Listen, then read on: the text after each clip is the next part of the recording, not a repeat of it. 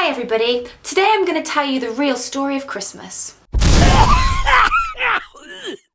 200,000 years ago, when there was more sand and everybody was stuck on overpriced first generation iPhone contracts, there was a girl called Mary and she was dating this guy called Joseph. Joseph was probably okay. He worked for GCHQ in Jerusalem, which the Old Testament didn't really elaborate much on. Why would the British government communication headquarters be based in Jerusalem?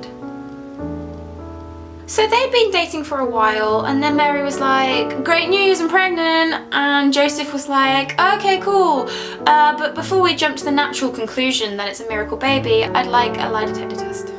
Unfortunately, Jeremy couldn't get out there because Air Jerusalem had cancelled all incoming flights due to a foiled terrorism plot involving 2 of every animal and a massive flood. 9 months later, Mary goes into labour and Joseph tips the guy at the inn to say they were fully booked because lol, and then he puts her on a donkey because lol. They also got married before the baby was born, so no one in Mary's hometown of Brooklyn Heights judged them for conceiving a baby out of wedlock, even though Joseph didn't even put in the tip.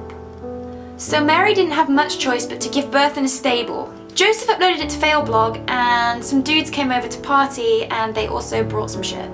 Spice, suggesting she be saucy, frankincense to get high, and ABBA Gold for ambiance. Baby Jesus was born! Mary called him Jesus Dwayne Christ because it was a holy Jew name and he was now king of the Jews, although King Herod of Bethlehem didn't like him, and so he sent him death threats over Facebook.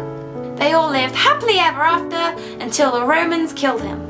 So as you can see, Christmas is the celebration of life, but most importantly the celebration of Air Jerusalem in coalition with British intelligence and Homeland Security. They foiled that flood, they foiled it, as is said in the scripture.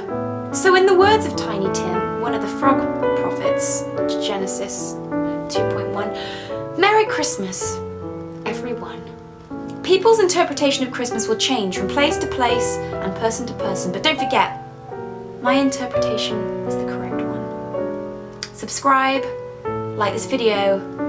I've offended everyone. Merry Christmas.